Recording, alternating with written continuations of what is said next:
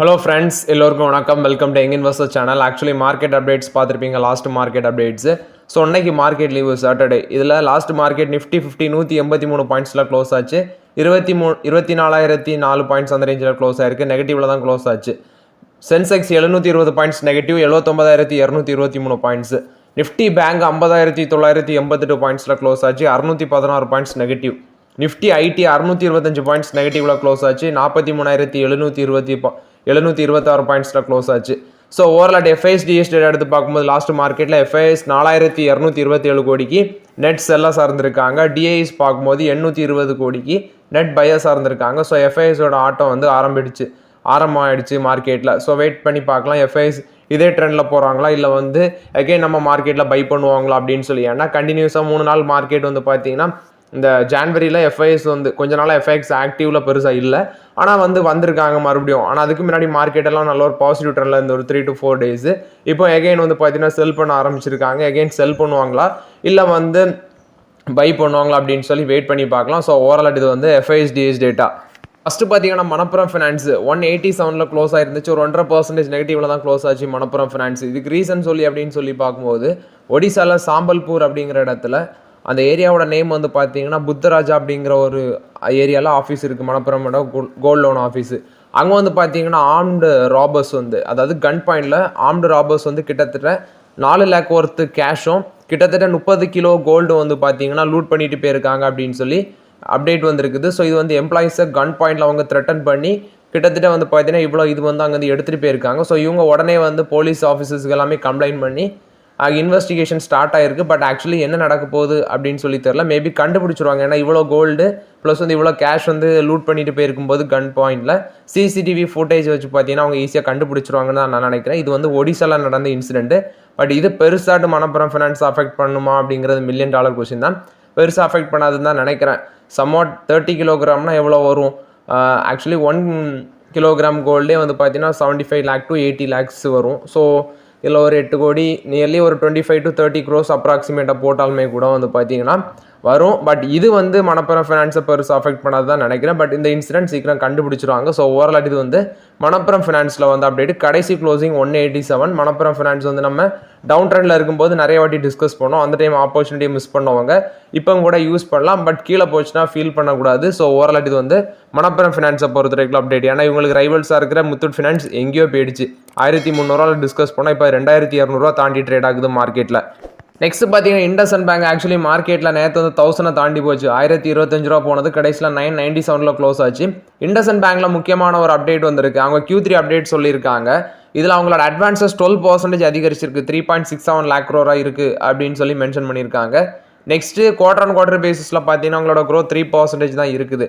Year on year பேசிஸில் growth 12% இருந்தாலும் அவங்களோட நெட் அட்வான்சஸ் அதே குவார்டர் பேஸில் 3% தான் வளர்ச்சி அடைஞ்சிருக்கு.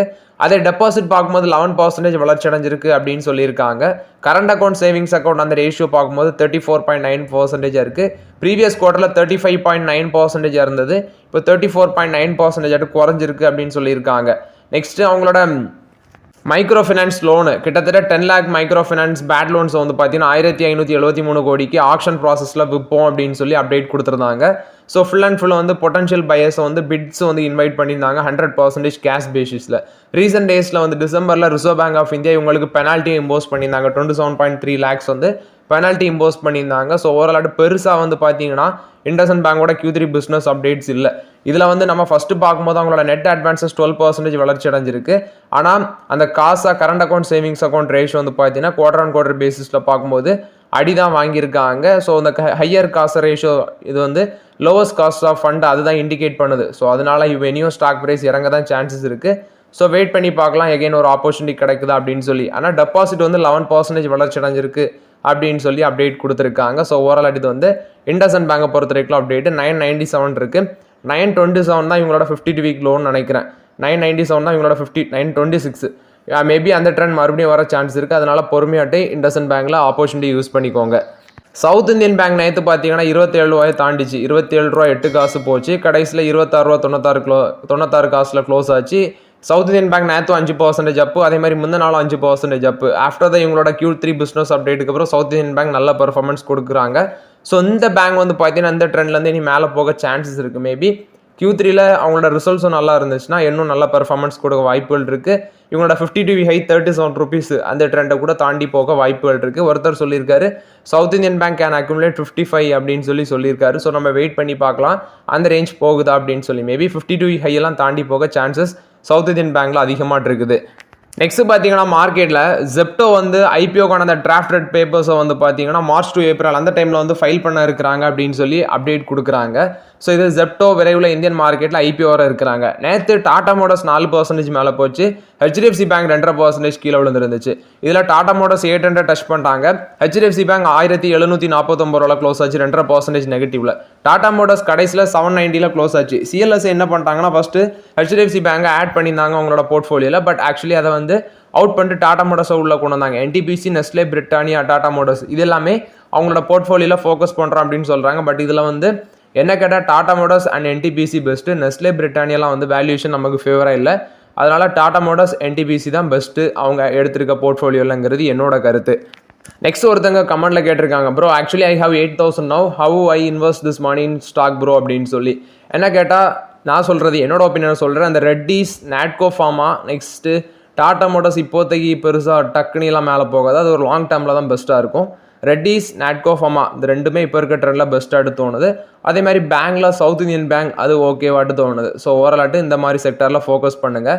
ஐடியில் இப்போதைக்கு ஆப்பர்ச்சுனிட்டியில் ஐடியில் நம்ம டிஸ்கஸ் பண்ண ஸ்டாக்ஸ் எல்லாமே வந்து பார்த்தீங்கன்னா கொஞ்சம் அப்பர் ட்ரெண்டில் இருக்கிறாங்க, இப்போ கை வைக்க முடியாது. ஐடியில் ஆப்பர்ச்சுனிட்டி வரும்போது டிஸ்கஸ் பண்ணலாம். டாடா மோட்டர்ஸ் ஒரு லாங் டேர்முக்கு பெட்டராக இருக்கும்.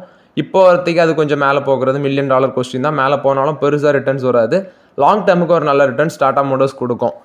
நெக்ஸ்ட் பார்த்தீங்கன்னா ஈலைட் கான் இன்டர்நேஷனல் அப்படிங்கிற ஒரு ஷேர் பற்றி கேட்டிருக்கீங்க. ஸோ அந்த ஷேர் நான் எடுத்து பார்த்தேன், 13 கோடி தான் இவங்களோட மார்க்கெட் கேபிடலைசேஷனே இருக்குது. வெறும் 13 கோடி தான் மார்க்கெட் கேபிடலைசேஷன் இருக்குது. இந்த ஸ்டாக் வந்து கிட்டத்தட்ட 11 rupees தான் 52 week லோ, அதுலேருந்து 107 வரைக்கும் ஹைப் இருக்குது. ஸோ அந்த ஸ்டாக்கில் வந்து பார்த்தீங்கன்னா இந்த மாதிரி பென்னி ஸ்டாக்ஸ்லாம் அதிக அளவில் மேனிப்புலேட் நடக்கும். ஆனால் அந்த ஸ்டாக்கில் வந்து அந்த ஃபண்டமெண்டல்ஸ்லாம் செக் பண்ணி பார்க்கும்போது எல்லாமே மாறுபாடாக இருக்குது.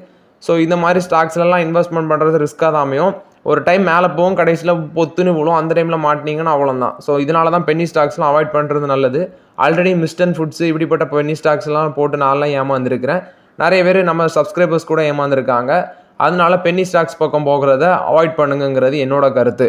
நெக்ஸ்ட் ஒருத்தர் கமெண்ட்டில் கேட்டிருக்காரு, இந்த சரிகமா இந்தியா வந்து 15% மார்க்கெட்டில் லாஸ்ட் மார்க்கெட்டில் மேலே போச்சு, அதுக்கு ரீசன் சொல்லுங்கள் அப்படின்னு சொல்லி. நான் அது ட்ராக் பண்ணி பார்த்தேன். மேபி அது வந்து ஒன்ஸ் வால்யூம் பேசிஸில் மேலே போகணும். ஆனால் அந்த ட்ரெண்டில் அந்த ஸ்டாக் மேலே போகலை. பெரிய அளவில் பாசிட்டிவ் நியூஸும் அந்த கம்பெனியில் வரல. இது ஒரு என்டர்டைன்மெண்ட் இண்டஸ்ட்ரி தான் அந்த சரிகமா இந்தியா. ஒரு 9,000 crore மார்க்கெட் கேபிடலைசேஷன் இருக்க கம்பெனி. மேபி ஒரு டவுன் ட்ரெண்ட் கொஞ்ச நாளாக இருந்தது, அந்த ட்ரெண்ட்லேருந்து மீண்டு வந்திருக்கும் அப்படின்னு நான் ஃபீல் பண்ணுறேன். பட் பெருசாக வால்யூம் பேசிஸ்லேயும் ட்ரேட் ஆகலை. அது மாதிரி வந்து பார்த்தீங்கன்னா நியூஸும் பாசிட்டிவ் நியூஸ் அந்த கம்பெனி பக்கம் இல்லை. மேபி ஒரு டவுன் ட்ரெண்ட்லேருந்து மீண்டு வந்திருக்காங்க அப்படின்னு தான் நான் ஃபீல் பண்ணுறேன். ஸோ இது வந்து நீங்கள் கேட்ட டவுட்ஸு, எனக்கு தெரிஞ்சதை நான் உங்கள்ட்ட அப்டேட் பண்ணுறேன். நெக்ஸ்ட் பார்த்தீங்கன்னா பஜாஜ் ஃபினான்ஸ் அவங்களோட Q3 அப்டேட்டை சொல்லியிருக்காங்க. இதில் அசட் அண்டர் மேனேஜ்மெண்ட் 28% வளர்ச்சி அடைஞ்சிருக்கு அப்படின்னு சொல்லியிருக்காங்க. 3.98 lakh crore இருக்குது. அசட் அண்டர் மேனேஜ்மெண்ட் இந்த தேர்ட் குவார்ட்டரில் மட்டும் 24,100 கோடி வந்து வளர்ச்சி அடைஞ்சிருக்குது. நெக்ஸ்ட் அவங்களோட அந்த NBFCயோட டெபாசிட் புக் பார்க்கும்போது 68,800 கோடியாக இருக்குது. நியர்லி பார்க்கும்போது 19% growth காமிச்சிருக்கு. அவங்களோட நியூ லோன் புக்ஸ் பார்க்கும்போது 12.06 MMR இருக்குது இந்த Q3ல. ஆக்சுவலி சேம் பீரியட் லாஸ்ட் இயரில் 9.86 MMR இருந்திருக்கு. ஸோ ஓவராலாட்டு 22% வளர்ச்சி காமிச்சிருக்கு. கஸ்டமர் ஃப்ரான்ச்சைஸ் பார்க்கும்போது 97.12 millionsஆக இருக்குது. அது சேம் பீரியட் லாஸ்ட் இயரை கம்பேர் பண்ணி பார்க்கும்போது சரியான வளர்ச்சி காமிச்சிருக்கு. நியர்லி அவங்களோட அந்த குவார்ட்டரில் கஸ்டமர் ஃப்ரான்ச்சைஸ் மட்டும் இன்க்ரீஸ் ஆனது 5.03 million அப்படின்னு சொல்லி மென்ஷன் பண்ணியிருக்காங்க. 80.41 millionலேருந்து 97.12 millions ஆட்டு இன்க்ரீஸ் ஆகிருக்குது. கிரெடிட் காஸ்ட் அந்த டிசம்பர் குவார்ட்டரில் கிரெடிட் காஸ்ட் பார்க்கும்போது 2.2%லேருந்து 2.25% இருக்குன்னு சொல்லியிருக்காங்க. அதே risk action, cutting edge and pruning அது வந்து பார்த்தீங்கன்னா வெல் அப்படின்னு சொல்லி சிட்டி ப்ரோக்கரேஜஸ் வந்து அப்டேட் கொடுத்துருக்காங்க. இதில் 36 அனாலிசிஸில் 26 அனாலிஸ்ட் வந்து பை ரேட்டிங் கொடுக்குறாங்க. 6 பேர் வந்து பார்த்தீங்கன்னா ஹோல்ட் ரேட்டிங் கொடுக்குறாங்க. ரிமைனிங் 4 பேர் வந்து செல் ரேட்டிங் கொடுக்குறாங்க அப்படின்னு சொல்லி அப்டேட் கொடுத்துருக்காங்க.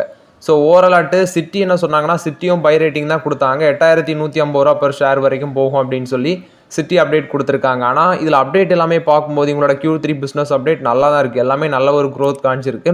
ஸ்டாக் ப்ரைஸ் லாஸ்ட் க்ளோசிங் பார்க்கும்போது நியர்லி 7,407 ரூபாவில் க்ளோஸ் ஆகிருக்கு. ஸோ 7,830 ரூபா தான் அவங்களோட 52 ஹை. அதுலேருந்து ஒரு 400 பக்கம் இறங்கி ட்ரேட் ஆகுறாங்க. பட் ஆக்சுவலி லாஸ்ட் மார்க்கெட்டில் 7,500 ரூபா வரைக்கும் போச்சு. 7,407 ரூபாவில் க்ளோஸ் ஆகிருக்கு.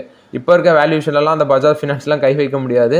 29 டைம்ஸ் ஏர்னிங்ஸில் இருக்குது, 5 டைம்ஸ் விச் மீன்ஸ் 5.29 அவங்களோட ப்ரைஸ் டு புக் இருக்குது. இப்போதை கை வைக்க முடியாது பஜாஜ் ஃபினான்ஸ்லாம். ஆல்ரெடி வச்சுருக்கவங்க வேணால் ஹோல்ட் பண்ணுங்கள். நெக்ஸ்ட் பார்த்தீங்கன்னா பஜாஜ் ஹவுசிங் ஃபினான்ஸ், அவங்களோட அசட் அண்டர் மேனேஜ்மெண்ட் 26% வளர்ச்சி அடைஞ்சிருக்கு, 1,08,300 கோடியாக இருக்குது.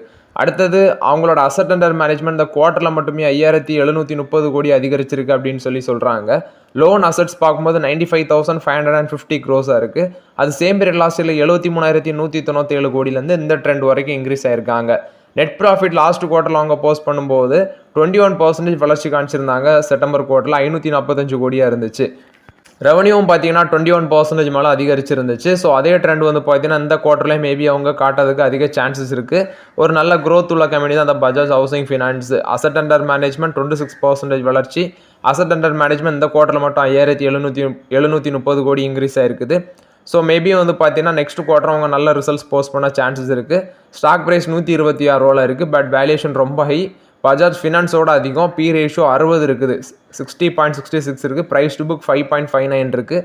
கையே வைக்க முடியாது, வெயிட் பண்ணி தான் ஆகணும். இவங்களோட 52 ஹைலாம் பார்க்கும்போது 188 ரூபா. எகைன் ஒரு 100 கீழே வந்துச்சுன்னா டிஸ்கஸ் பண்ணலாம் பஜாஜ் ஹவுசிங் ஃபினான்ஸில். அது வரைக்கும் வெயிட் பண்ணி தான் ஆகணும். ஹீரோ மோட்டருக்காக பார்த்தீங்கன்னா இவங்க ஹார்லி டேவிட்சன் கூட ஒரு ஜாயின்ட் வெஞ்சர் வச்சுருக்காங்க. அந்த ஜாயின்ட் வெஞ்சர் மூலமாட்டு 440cc பைக்கில் வந்து ஒரு நியூ பைக்கை கொண்டு வர போகிறாங்க மார்க்கெட்டுக்கு அப்படின்னு சொல்லி அப்டேட் கொடுத்துருக்காங்க. இது வந்து ரீசெண்டாகிட்டு செபிக்கு அந்த எக்ஸ்சேஞ்ச் ஃபைலிங்கில் வந்து அவங்க அப்டேட் கொடுத்துருக்காங்க. ஸோ ஹார்லி டேவிட்சன் ஜாயின்ட் வெஞ்சூரில் 400cc X440 வேரியண்ட்டில் மேபி ஒரு நியூ மோட்டார் சைக்கிள் இவங்க கொண்டு வர இருக்கிறாங்கன்னு சொல்லி அப்டேட் கொடுத்துருக்காங்க. ஹியூண்டாயோட கிரெட்டா ஈவி வந்து மார்க்கெட்டுக்கு வரப்போகுது அப்படின்னு சொல்லி நம்ம டிஸ்கஸ் பண்ணியிருந்தோம். ஸோ அந்த வெஹிக்கிளுக்கான புக்கிங்ஸ் வந்து ஜான்வரியில் ஸ்டார்ட் ஆகும் அப்படின்னு சொல்லியிருக்காங்க. இந்த ஜான்வரியில் அவங்க எக்ஸ்போ நடத்த இருக்கிறாங்க. அந்த எக்ஸ்போவில் அதை வந்து கொண்டு வருவாங்க அப்படின்னு சொல்லியிருக்காங்க. ஸோ புக்கிங்ஸ் வந்து பார்த்தீங்கன்னா 25,000 வந்து ஃபிக்ஸ் பண்ணியிருக்காங்க. 17th ஜான்வரி தான் அது ஸ்டார்ட் ஆகுது, 17th ஜான்வரியில். அப்போ அதுக்கோட ப்ரைஸு எக்ஸோரூம் ப்ரைஸ் வந்து 17 lakhs கோட் பண்ணுறாங்க. மேபி அது வந்து பார்த்தீங்கன்னா 20 lakhs கிட்ட வரும், 20 lakhs to 30 lakhs வரைக்கும் அது ப்ரைஸ் வரும்னு நினைக்கிறேன். பட் இந்த ரேஞ்செலாம் கொடுத்து வந்து எலக்ட்ரிக் கார் வாங்குவாங்களா அப்படிங்கிறது $1 million கொஸ்டின் தான். ஏன்னா ஆக்சுவலி மக்கள் வந்து வாங்கும்போது வந்து பார்த்தீங்கன்னா சீட்ஸும் பார்ப்பாங்க. இது டபுள் ரேஞ்ச் சீட்டில் தான் வருது. பட் எப்படின்னு தெரில. ஹியூண்டா எலக்ட்ரிக்கோட ஆஃபர் 2 பேட்டரி ஆப்ஷன் வருது, 42 kWh. அடுத்தது இன்னொன்று 51.4 kWh. இப்படி 2 பேட்டரி பேக்ஸ் வருது அப்படின்னு சொல்கிறாங்க. ஸோ இந்த மாடல் பார்த்தா நல்லா தான் இருக்குது. ஹியூண்டாய் கிரெட்டா எலக்ட்ரிக் ஈவி ஜான்வரியில் வந்து பார்த்தீங்கன்னா நம்ம மார்க்கெட்டுக்கு வந்துடும் போல் தெரியுது. நெக்ஸ்ட் HDFC பேங்க்கில் வந்து அப்டேட். HDFC பேங்க் பார்த்தீங்கன்னா AU ஸ்மால் ஃபைனான்ஸ் பேங்க்கில் ஒரு 9.50% ஸ்டேக் வந்து அக்யூசிஷன் பண்ண போகிறாங்க அப்படின்னு சொல்லி அப்டேட் கொடுத்துருந்தாங்க. அதுக்கு இப்போ RBI வந்து அப்ரூவல் கொடுத்துருக்காங்க. இந்த AU ஸ்மால் ஃபைனான்ஸ் பேங்க்கில் ஸ்டேக் அக்யூசிஷனுக்கு RBI இப்போ அப்ரூவல் கொடுத்துருக்காங்க அப்படின்னு சொல்கிறாங்க. 9.50% ஸ்டேக் அக்யூசிஷன் பண்ண போகிறாங்க HDFC bank AU small finance பேங்க்கில். ஸோ ஓவரால் இது வந்து பார்த்தீங்கன்னா AU small finance bank HDFC பேங்கை பொறுத்த வரைக்கும் அப்டேட்டு.